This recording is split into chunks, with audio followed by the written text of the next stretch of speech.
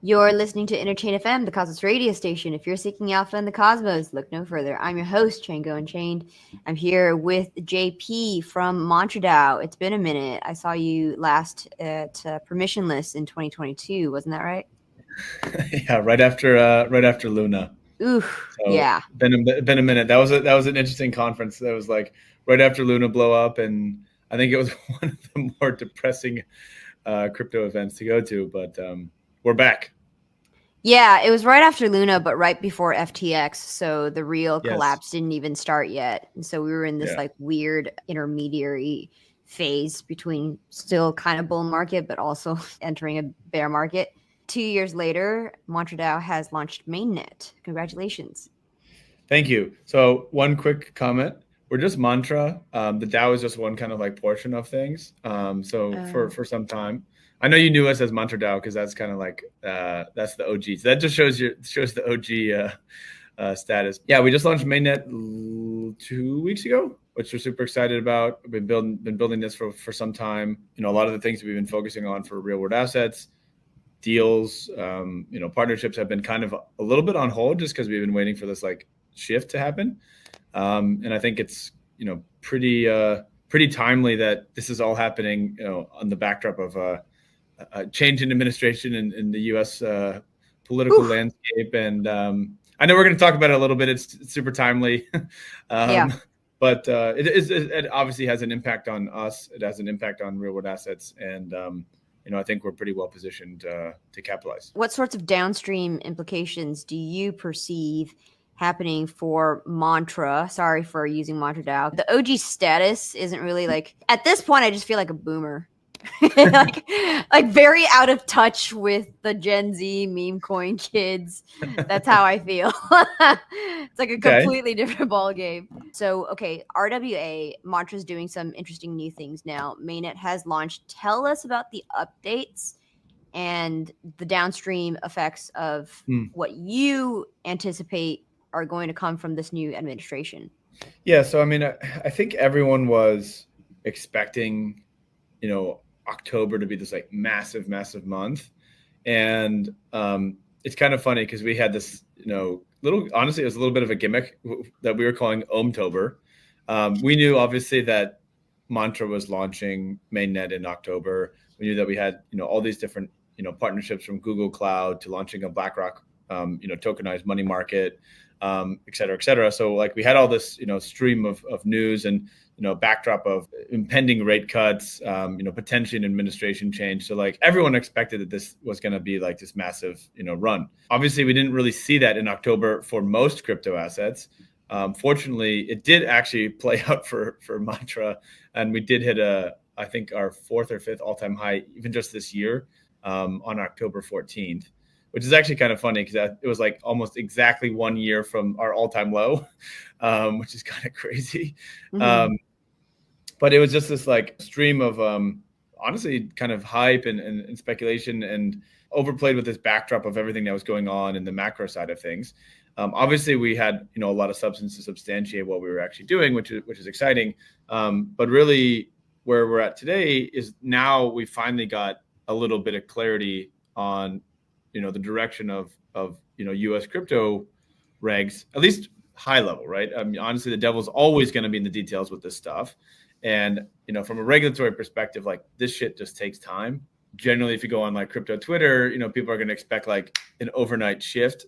And, maybe there's a much more friendly stance, due to the shift in administration, which is definitely a positive thing. I personally do feel like we probably would have gotten one certainty and at least a shift just based off of how the House and the Senate shifted to pro crypto candidates, just off the back of a lot of lobbying and a lot of support from a lot of good actors in the space over the last 2 years. So irrespective, I think it was moving in the right direction. But having some clarity and having some assurance that crypto's here to stay, crypto's going to be supported in the United States is obviously a good sign, not just into the U.S. market, but more broadly globally. But it doesn't just like change overnight, right?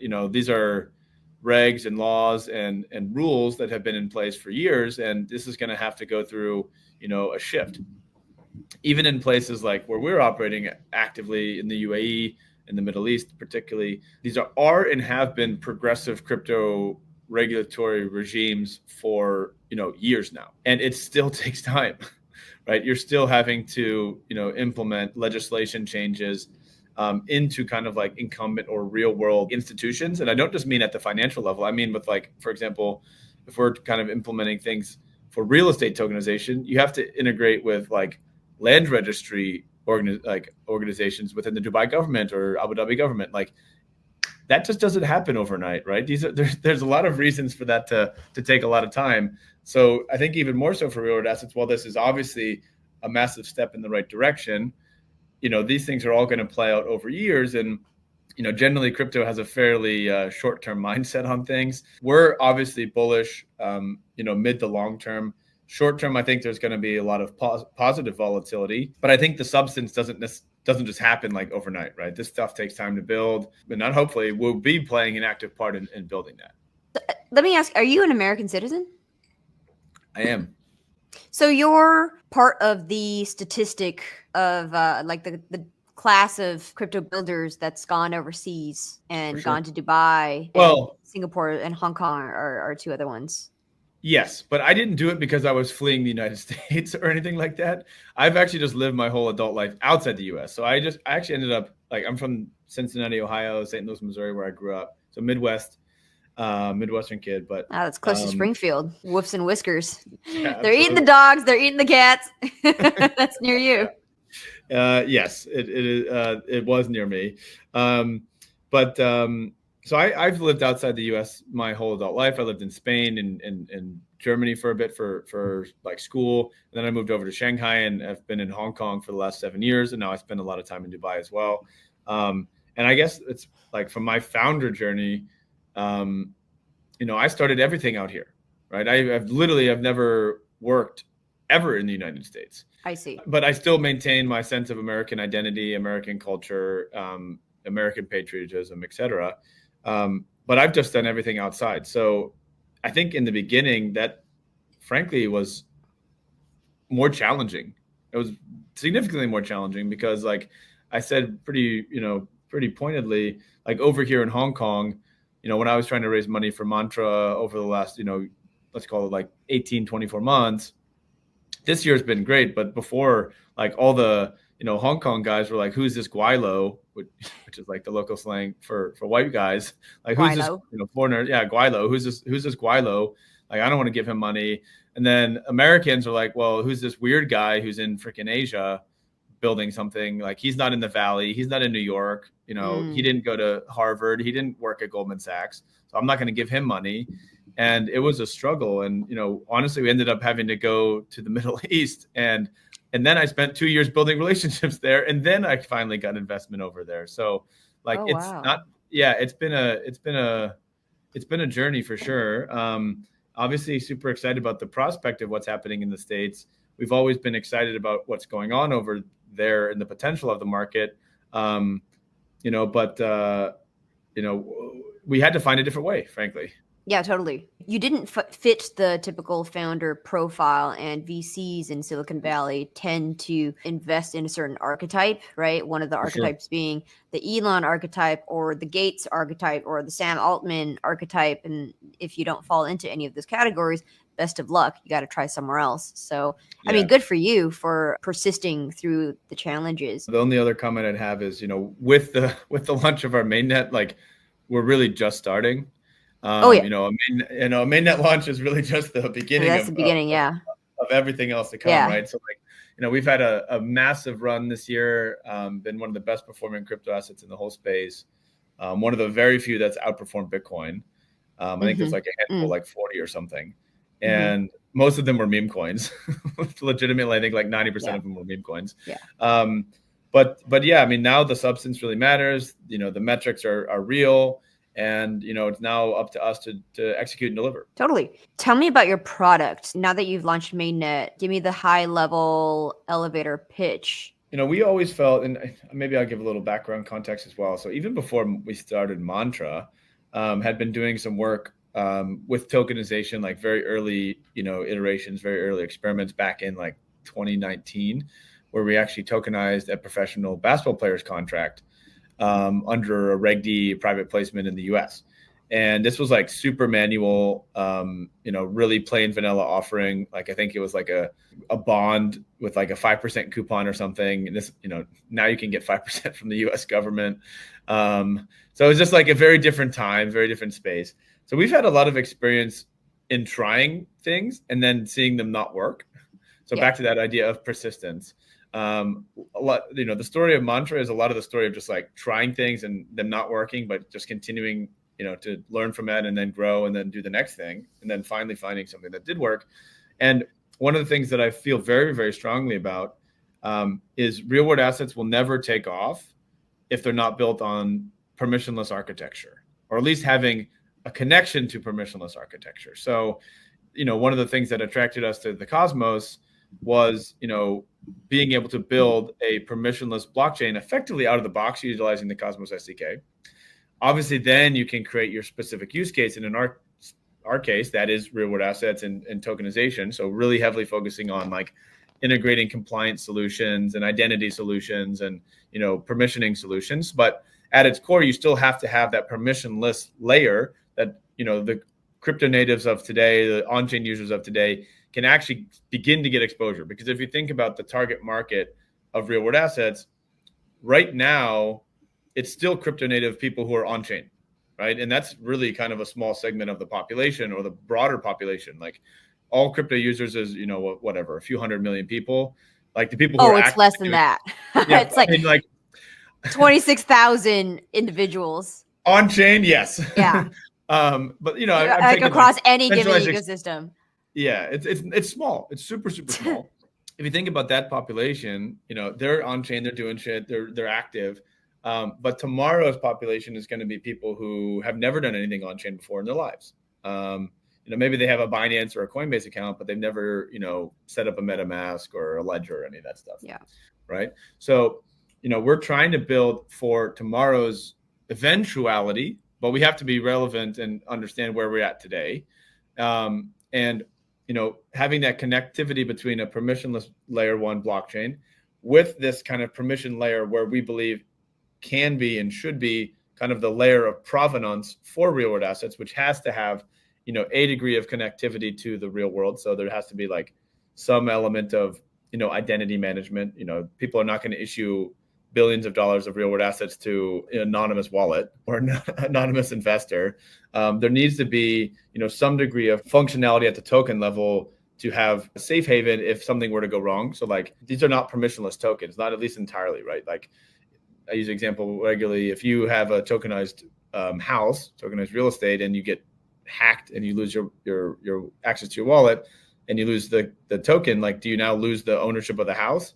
It doesn't really make sense. So like being able to have this programmable governance in tokenized form is incredibly, incredibly important. So we've built modules, custom modules that support, on-chain identity, token permissioning, as well as kind of like compliance and governance frameworks that allow non-crypto native developers and builders, as well as crypto natives, to like take out the part that sucks. So for non-crypto natives, they don't want to deal with any of the blockchain stuff. So you've made like a really easy kind of like almost Web 2 style interface where they can just click buttons and program at the smart contract level what functionality they need.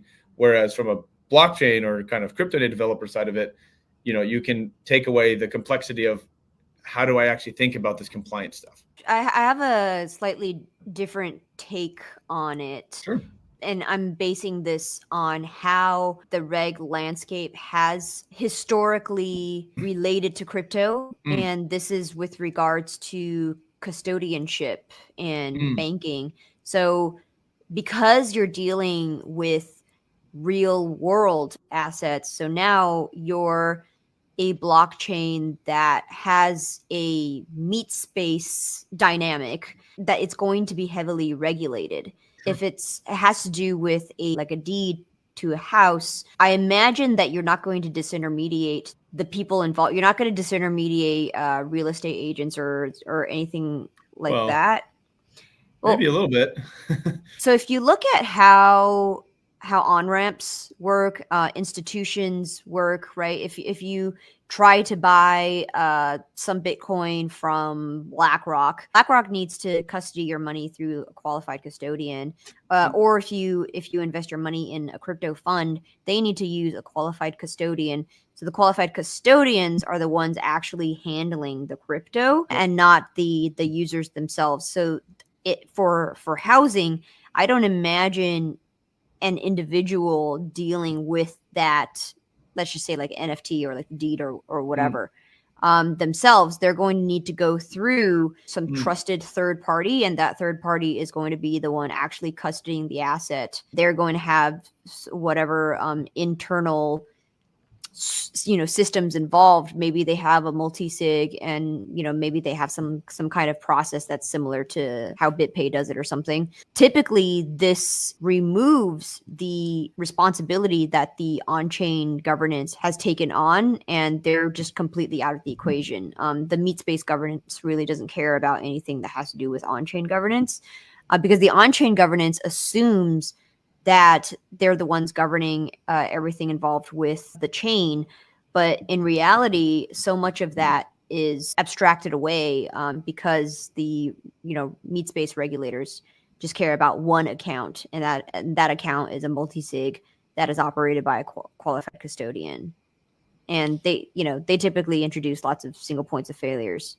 You're definitely right. I think that's generally kind of the current status quo of how these things are operating, but at least in specific places, specific jurisdictions, specific use cases, I can say it is shifting a little bit away from that. And we can slightly talk about that.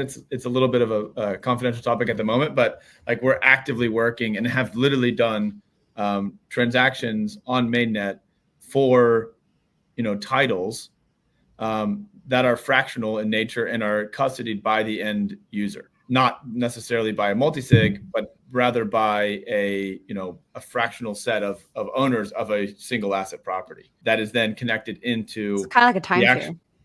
A little bit, yeah. And it's actually connected directly into the land registry of that jurisdiction. So that is like a real life use case that has happened on actual mainnet, which is pretty exciting, particularly once this goes from pilot to real life. Like that is a massive shift. But again, that is a early stage pilot. There's still a long way to go here. There's still a lot of things to figure out between how do you connect, to your point, like how do you connect the on-chain governance of these things with the real world governance?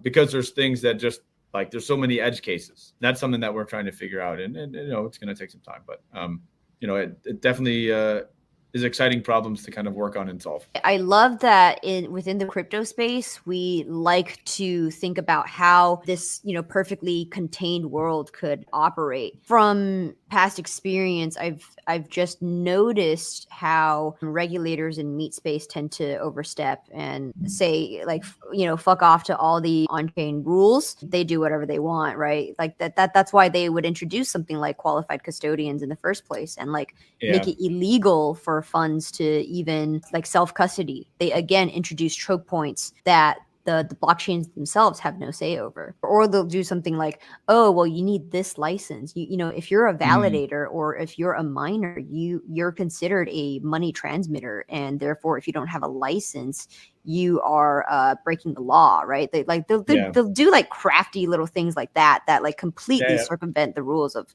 anything on chain. But that being said, there is rumor that Hester Pierce might be replacing Gary Gensler in this administration, which is a very positive sign. I have heard that. I mean, I think we're all in favor of Commissioner Gensler to move on. Oh my goodness.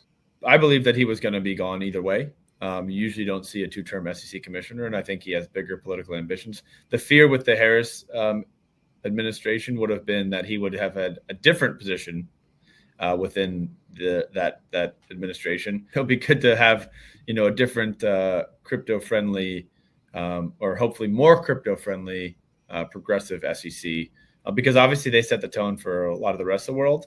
I think one of the things that was interesting to us to see just how many pro-crypto candidates got elected locally and at the state level, which is definitely a show of force that, the crypto, industry as a whole is not one to be reckoned with. And generally, it's not good business to be anti-crypto.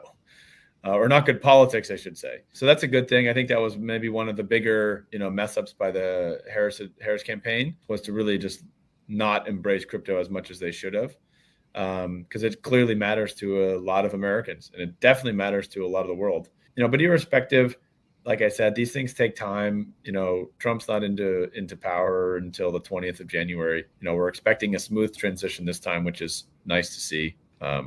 After a not so smooth one last time, looking forward to see what actually happens for us at Mantra. We've still taken this U.S. versus rest of world approach, and I think that's going to continue for a little bit, because I don't see this just being like a, January 21st and gates are open and everything's hunky dory and now you can go do whatever the hell you want. Frankly speaking, up until January 20th, I expect it to actually get a little frostier on the way out. So I think we need to be cautious until then and not let our guard down. The one other thing that's quite important to recognize is, like, actions in the eyes of the SEC are looked at retroactively, and it might take a pretty significant amount of time before they come after you. Something you do now might end up biting you in the ass 18 months down the line. 18 months? They give themselves up to 7 years. Well, I know. I'm just saying, like, you see them play out within, like, 18, 24 months usually. But yeah, they have a shitload of time to be able to come after you. And, you still got to be vigilant and, still got to do things the right way. And, we'll continue to, like, I don't think just because now we see this new president coming in that our strategy on how to deal with the U.S. has changed overnight. It just hasn't. We still need to see a little bit more signs of things actually moving and changing, rather than just pure hype and speculation that now everything is going to be a new day and going to be better. Moving in the right direction, but, still a long way to go. Completely true. And the market is luckily pricing it in, as they do with every change of administration. So that's why the December pump from every other cycle, right, has followed happening, and the elections. Yep. Let's go back to Mantra. Is this a Binance funded project? No, we've never received money from Binance. We are very closely partnered with Binance. We work with Binance very closely. I think the technical term is we are a preferred marketing partner. Preferred marketing partner. What does that mean? Yeah. So did you pay Binance the $80 to $100 million of tokens like No. what was circulated on Twitter? They ask you for like 15 to 20% of the token supply. They did not. No, they did not. So we got listed on Binance over 3.5 years ago. And honestly, that was like one of the things that kept the project alive. And I have a bit of a story to tell about that one, but maybe I'll just comment on the preferred marketing stuff first. At the beginning of this year, we were going through this shift from the EVM Ohm to how do we launch mainnet, and how do we take the existing tokenomics and kind of merge it into this new L1 chain. And same trajectory as DYDX, right? It started as an ERC20, grew too big for its little EVM home of communal compute space shared with everyone else. Yep. And then you decided to launch an L1. Correct. Cosmos L1. Right. Cosmos L1. We had to figure out how to manage this process, and being listed on Binance, we wanted to make sure that at all costs we would preserve that listing. And at that time, there was a lot of projects being delisted. There was issues around rebranding and changing your token names, and because they would consider that to be a new listing, and it's just a big clusterfuck, to be honest. And we had this strategy, which was basically we called it the Make Binance Love Us strategy. And we had always had a pretty good Binance Lava? Make Binance Love Us. Love us. Yeah, love us. And effectively what that ended up being was spending a lot of money with Binance to do joint marketing initiatives and activations and collaborations and engagements with the community. They have these things that they call preferred marketing partners, and they do heavy due diligence on these partners. I think we're one of 6. So the other ones are Thorchain's one of them, Cello is another.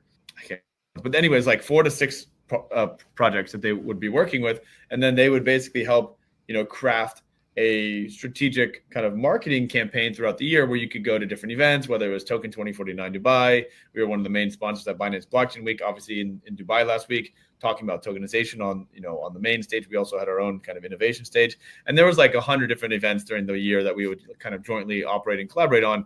And then, obviously we paid for that. But then you're able to like leverage their brand. We're able to leverage their platform, leverage their, ability to throw events that we don't have an events team that can even remotely manage this stuff. And at the same time, you're also like hitting the internal KPIs of the team. Over time, we've built a really, really strong relationship with them. And that's just really been a strong partnership and strong relationship that literally has gone from like the lowest levels all the way up to like, I literally had to sit down with Richard last week, and also, the highest ups, right? Like the chairman and everything, right? We got to meet all the C-suite and all the top folks. And they've been really supportive, and we're really thankful to have a partner like them to help us on this journey. But yeah, they never actually invested in us. Interesting. Now that you've launched mainnet, at what point is that merge going to happen? Like, how are you resolving the migration? Currently, today, you can migrate your EVM Ohm to mainnet. You can, I think currently we have like a few, like exchange or two integrated with deposit withdrawal functionality of the mainnet token or mainnet coin. But we're expecting others like OKX and KuCoin and Binance and the rest to integrate deposit withdrawals within the coming months. Effectively, what you do is if you have Ethereum Ohm, you literally send it into a one-way bridge and that gets burnt. And then you create a one-for-one new Ohm that you can use, similarly as you would with the Ethereum one. Obviously, just you can't deposit it on all exchanges yet, but that will happen. So we definitely see as more people come over and stake, as more people come and are able to deposit onto exchanges, we'll see a significant increase in that migration. But it is a one-way bridge, or a one-way process. And yeah, basically all we're asking of exchanges is to integrate deposit withdrawal functionality for mainnet Ohm, for the mainnet coin. And what we'll end up doing is, as we bring over the bulk of the Ethereum side, let's just say we get to like a tipping point, then what we'll end up doing is just doing a move back where we would actually take provenance mainnet Ohm and create a new ERC20, probably using like Axelar or something, and ITS, and then doing a smart contract swap on the Ethereum side where they just don't get rid of the ERC listing. They just switch out the smart contract. So then you have any old Ethereum Ohm gets bridged over, gets burnt, gets taken away out of circulation, and then you would have new ones coming back, but they have provenance from the mainnet. What about on-chain DEX support, like Osmosis, for instance? Is IBC turned on? Is Absolutely. Osmosis going to be the primary Already venue? There. Yeah, so live on Osmosis already. Shout out to Aaron Kong. He's one of my homies. Obviously, he helped facilitate this conversation.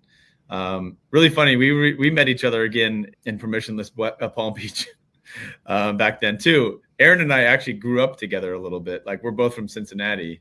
So we interesting. We knew each other from childhood, which is kind of crazy. Yeah. What a small world. What a small world. He came up to our booth at permissionless and I was like, oh shit, Aaron, I know you. And now he's an advisor and helps us on a lot of stuff, particularly related to Cosmos stuff. And it has been a huge support and help there. Mm-hmm. So we're integrated on Osmosis. I think we're paired with USDC and Alloyed BTC. We also are going to be launching our own kind of like native, swapping platform. But really, it's just actually, I will grab something in the background. So like, I was a big lunatic myself. I gotta show these. Wow. These are an archaeological relic of history. Literally, this is a one of two version Luna Force 1 that only Doe and I have. Oh, wow. Yeah, it's kind of crazy. But anyway, so I was like big in Terra ecosystem. I had a lot of like experience there. So we're kind of like creating our version of TerraSwap, which is basically just a simple swapping mechanism. We'll never have a token. We'll just be used as like public goods for people able to swap easily with in and out of stuff, provide a little bit of liquidity, but that's not like going to be the core DEX of the ecosystem. That will hopefully be built by external projects. And what's the purpose of that? Would people be able to exchange, I don't know, like the real estate, like the primary application as well? Yeah, so it's just like a public good, right? So we want to have the ability to have any number of different products and assets listed there as just a place that people can trade it, swap it, but it won't be maintained and have a ton of different functionality built into it. It'll literally just be a UniV2 swapping AMM forever. Leave the concentrated liquidity to Osmosis. If other projects within the ecosystem want to build DEXs, they, by all means can with different models. We do have a project that we're actually working on pretty closely called Omega, AUMEGA, that is more like a RWA club, but that's different than obviously just like a very simple interface for you to swap. How would you even do that? Aren't RWAs essentially NFTs because they're all distinct? A club would only work for fungible tokens, wouldn't it? Or how would you even create a market? We don't necessarily need to have. Unless it's paired with the US dollar or like a USD, a stable coin, I suppose. It would always be paired with a US dollar stable coin. I see. Okay, so it's not like asset to asset exchange. Not for that. It's meant to be more like a centralized exchange experience, but just obviously self-custodial and on-chain. So that one will be permissioned due to the regulated status of that entity. And that's going through the licensing process in Dubai at the moment. So that will actually be, one of the primary venues for the RWAs. But the idea is then to be able to take and proliferate these real-world asset tokens into the broader Cosmos ecosystem via IBC. Maybe there's some sort of gating and like you actually end up in the beginning only dealing with synthetics, or for example, you actually can't like redeem the underlying unless you come back in KYC. So like, let's use an example. I go on this club, I buy a tokenized money market, something more interesting. I buy a tokenized private credit fund as an example, some LP interest in a private credit fund. I then go take that and, bring it via IBC to DYDX or Osmosis or something because there's a pool there. I think with the DYDX now there's permissionless listing, so you technically could have a perps market for these products. If I were to sell that and buy it into another wallet, like another non approved wallet would go buy that and want to redeem it and cash out, like really cash out, not just sell it for USDC, but like properly cash out, they would have to come back and come to the permission layer of provenance and actually become authorized to do so. They wouldn't be able to do that from outside of that, let's call it walled garden. But that doesn't mean you couldn't at least play with it and access it. Is Mantra going to be a generalized RWA chain for anything that they may want to tokenize? Okay. All right. It's pretty much our job to be agnostic, but I would say we are seeing areas of traction that at least at an organizational level, we're focusing on a bit more. One, because that's where the connections that we have, the networks that we're engaged with are stronger. And those include probably like real estate, financial assets, and a little bit IP. Also, these are like big ticket items. You're talking like we've done a real estate deal for $500 million. We have another one that's over $1 billion. How many like kind of niche assets would it take to fill up $1 billion? Whether like tokenizing like cars or wine or whiskey, like that's a lot of freaking money. So we're trying to start with the bigger items first, which we know already have a market in the real world. Like people are, in particularly institutional people, are already buying real estate funds and products. They're already buying, these type of financial assets. And if we can make the user experience better by bringing it into tokenized form, or even just making the yield a little bit better, because we can subsidize, not that that's a forever, thing, but it is a short-term thing. It does give people the first move on chain, right? And it does start that beginning of new capital into the space. It does start new types of liquidity coming in. And it is something that we're building up time and time over. But, starting with these like super niche assets of watches and whiskey and Pokemon cards and things like that, while they're cool, it's just going to take a shitload of time, honestly. So I'd rather start with the big ticket stuff and then work down to the long tail assets, which will become something that then you can have this like any asset to any asset idea. The subsidization, is that done through Ohm tokens? Presently, yes. But I mean, obviously, a lot of these projects that are building with us will actually have their own tokens. And one of the mechanisms that we're, exploring is, first it's dApps and apps built on the chain. But one of the other models that we want to work with, and one of the modules that Cosmos came out with was like this partial set security module, which didn't really get a whole lot of traction, or ICS didn't really get a whole lot of traction. But the concept itself is quite good, and the tech is relatively strong for our use case. And our use case is we have a bunch of enterprise, institutional players who want to own their customer. They might want to have their own brand. They have no clue how to build a blockchain, and they don't necessarily just want to limit themselves to one app, right? Like let's take a real estate developer. Maybe they want to have a fractional real estate application. They want to have a mortgage application. They want to have, maybe they want to have a governance token for their community that they're building. They could have all these different things that can exist better on effectively like a layer 2 that's renting security for the Mantra L1. That obviously would then, one, make them stake and hold a lot of Ohm tokens to their, chosen validator set. And at the same time, we can then use Ohm as a gas token for their activity, but we just abstract it away because, effectively what they do is they subsidize it already and they just pay in advance rather than like the end user having to do it.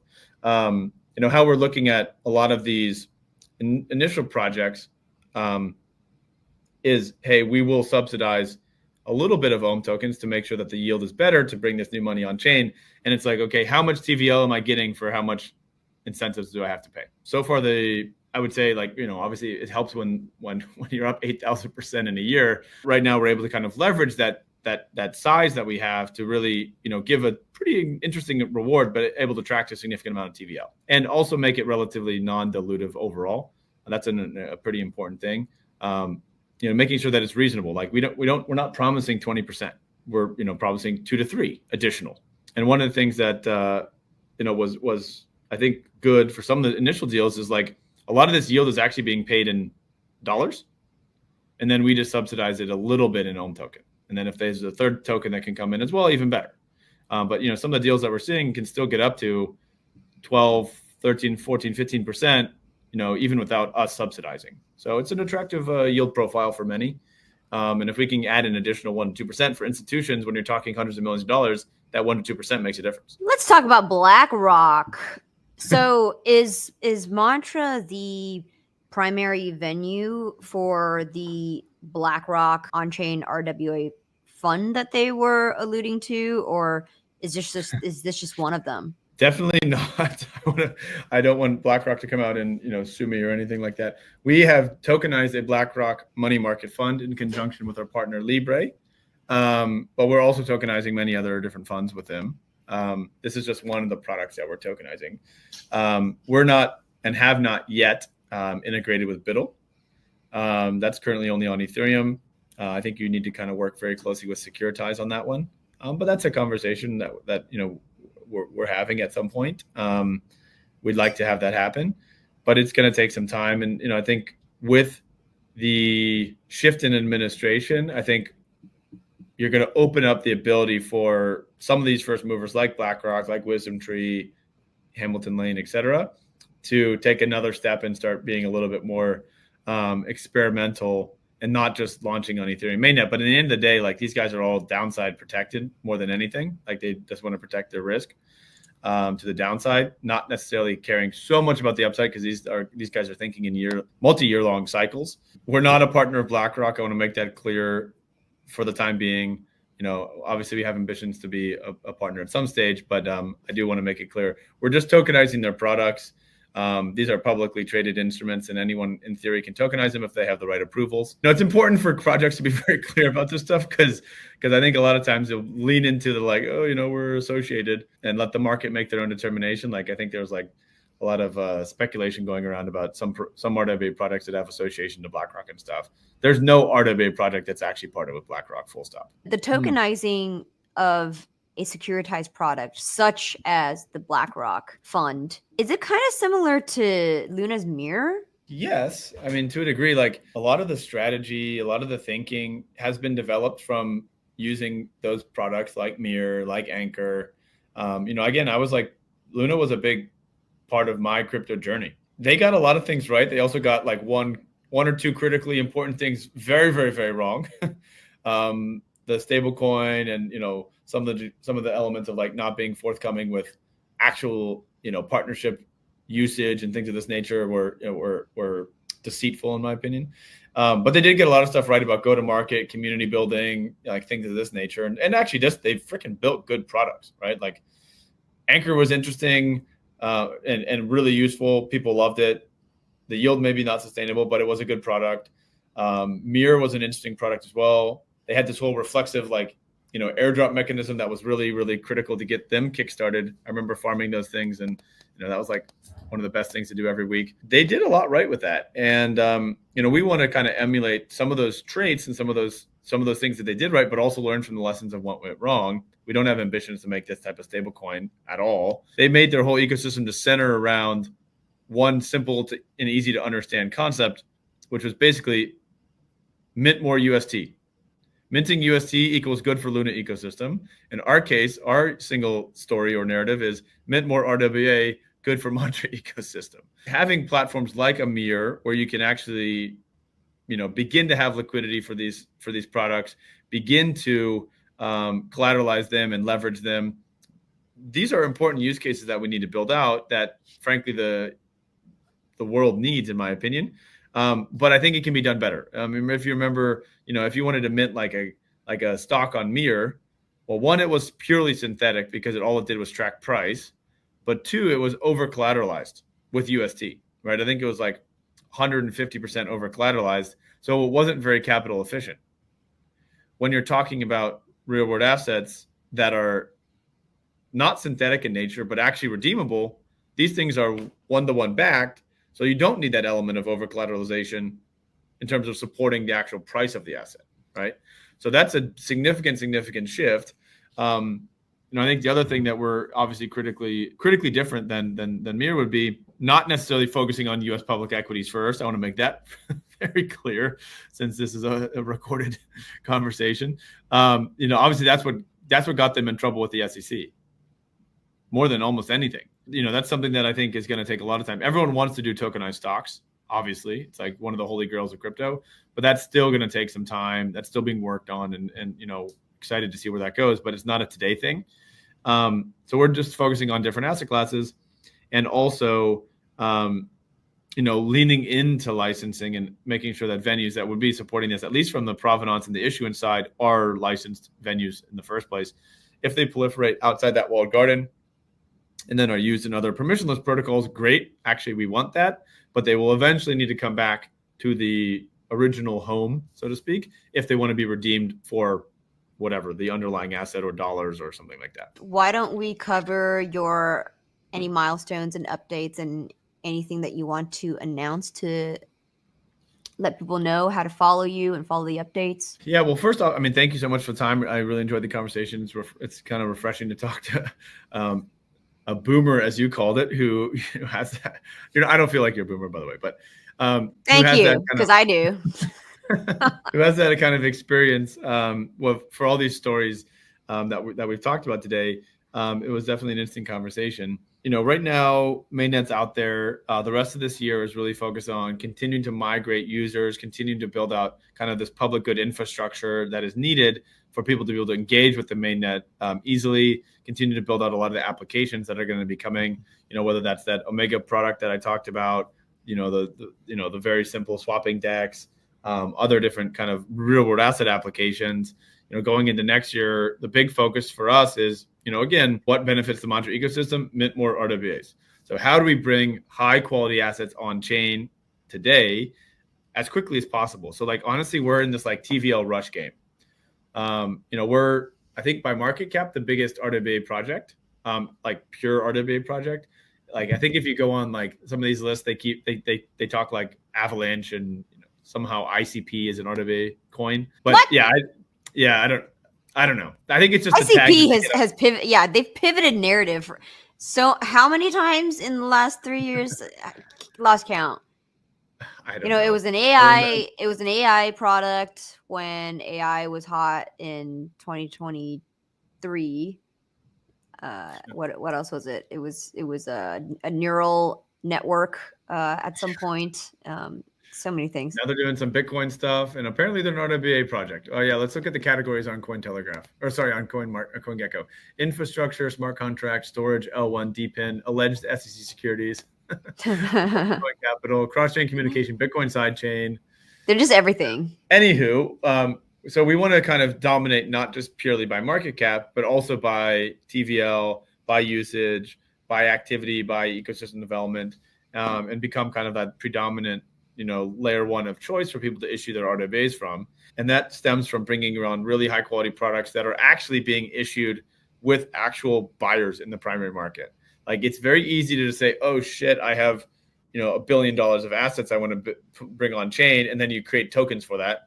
That's like fake TVL in my opinion, right? Like, you need people who actually buy $1 billion of real world assets on chain, because that's net new capital in the space, not just like creating a digital representation of existing stuff that doesn't do anything. So we're really focused on that, that problem of like actually getting real buyers here, bringing on real TVL. And then the next part is obviously bringing out liquidity for these products in the secondary market, as well as that composability. So can you leverage these things? Can you borrow against them? Can you use them in other types of financial primitives? And that's really what our 2025 looks like, whether that's, at the application level of, some of those products that we talked about today, or actually at that like enterprise layer 2 model that we've talked about as well. Those are kind of the two technical things that we're focusing on from an ecosystem development standpoint. If you want to follow us on Twitter, hit us up on Telegram, Discord. You can always holler at me on Twitter as well. JP_Mullin, MULLIN 888. 888, the lucky Chinese number in Chinese Absolutely. numerology. We're all into intention and numerology and being very, very specific with that stuff. Yeah, you're actually very culturally Asian. Ba ba ba, fa fa fa, right? Exactly. That means 888. 100%. Yeah. 100%.